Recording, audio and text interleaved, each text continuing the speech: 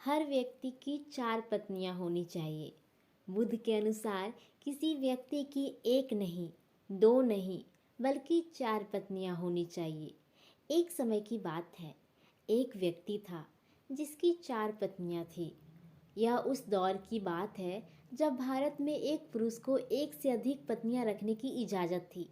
उसका जीवन काफ़ी अच्छा चल रहा था, लेकिन परेशानियां भी अधिक दूर नहीं थी। वह काफ़ी बीमार पड़ गया। उसकी बीमारी ठीक ना होने की कगार पर आ गई थी। अब उसे समझ आ गया था कि उसकी मृत्यु का समय बेहद नज़दीक है। इस बात का आभास होने पर वह काफ़ी अकेला और उदास रहने लगा। लेकिन तब उसने हिम्मत करके अपनी पहली पत्नी से एक प्रश्न किया, प्रिय, मेरी मृत्यु काफ़ी नज़दीक है। बहुत जल्द मैं अपना शरीर त्याग कर संसार से मुक्त हो जाऊंगा, लेकिन मैं अकेले ही यह सफ़र तय नहीं करना चाहता। मैंने हमेशा तुमसे प्यार किया और अब भी करता हूँ। क्या तुम मृत्यु के बाद मेरे साथ चलोगी जहाँ मैं जाऊँ? इस बात को सुनकर कुछ क्षण के लिए उस व्यक्ति की पत्नी खामोश हो गई।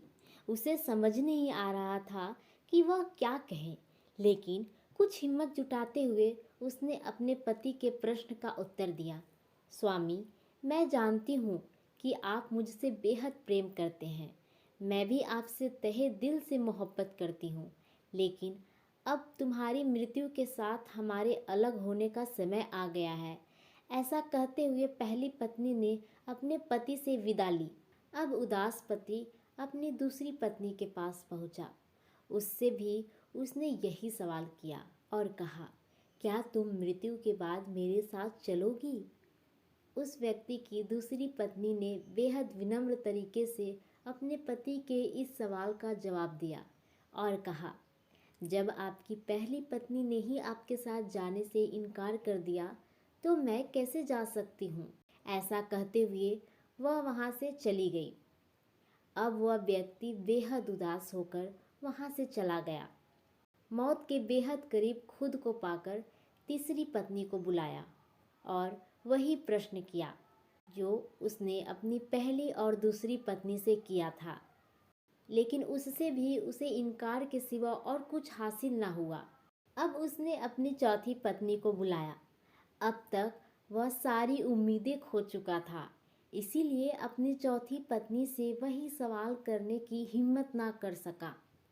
वह चुपचाप अपनी चौथी पत्नी को देखता रहा, लेकिन फिर कुछ पल के बाद आखिरकार उसने वही सवाल किया, क्या मरने के बाद मैं जहाँ जाऊँगा वहाँ तुम मेरे साथ चलोगी? क्या तुम मरने के बाद भी मेरा साथ दोगी? इस सवाल को चौथी बार दोहराते हुए उस व्यक्ति की आवाज़ में बेहद हिचकिचाहट थी, लेकिन इस बार उसकी अपेक्षाएं काफ़ी कम हो गई थी। किंतु तभी उसकी पत्नी ने जवाब दिया, स्वामी, मैं आपके साथ अवश्य चलूँगी। जहाँ मुझे लेकर जाना चाहे मैं आपका साथ दूंगी। मैं स्वामी आपसे भी कभी दूर नहीं रह सकती, इसीलिए आप जहाँ भी जा रहे हैं मुझे साथ ही लेकर जाएं। इस कहानी को सुनाते हुए गौतम बुद्ध ने अंत में कहा, हर पुरुष एवं महिला के पास 4 पत्नियां एवं 4 पति होने चाहिए, ताकि उसे भी चौथी बार में हाँ सुनने को मिल सके। किंतु कहानी में बताई गई 4 पत्नियां को गौतम बुद्ध ने जीवन के एक खास पहलू के साथ जोड़ा है। गौतम बुद्ध के अनुसार कहानी की पहली पत्नी हमारा शरीर है, जिसे हम कभी भी अपने मृत्यु के बाद साथ लेकर नहीं जा सकते। मनुष्य कितना ही प्रयत्न क्यों ना कर ले, लेकिन उसका शरीर मृत्यु के बाद उसके साथ नहीं जाता। दूसरी पत्नी हमारा भाग्य। मृत्यु के बाद कैसा भाग्य? मृत्यु ही अंत है। इसके बाद हमें क्या मिलेगा और क्या नहीं, यह हमारे कर्मों पर निर्भर करता है। लेकिन मृत्यु के बाद हमें जो मिलता है वह एक नई शुरुआत ही है। इसीलिए हम अपने भाग्यों को कभी साथ नहीं लेकर जा सकते। कहानी में तीसरी पत्नी से तात्पर्य है रिश्ते। महाभारत में श्री कृष्ण ने भी कहा था कि मनुष्य की मृत्यु के बाद उसकी आत्मा का किसी से भी संबंध नहीं रहता। आत्मा किसी की नहीं होती। जब तक उसे नया शरीर ना मिल जाए उसका कोई सगा संबंधी नहीं होता। इस बात को श्री कृष्ण ने अर्जुन को समझाया था जब अपने पुत्र अभिमन्यु की मृत्यु के गम में उसने युद्ध लड़ने से इनकार कर दिया था। तब श्री कृष्ण ने उसे स्वर्ग में भेजा जहां उसने अभिमन्यु को देखा। पुत्र को आंखों के सामने देखते ही अर्जुन को अति प्रसन्नता हो गया, उसे गले से लगाया। लेकिन जवाब में अभिमन्यु ने अर्जुन को पीछे धक्का मारा और सवाल किया, तुम कौन हो?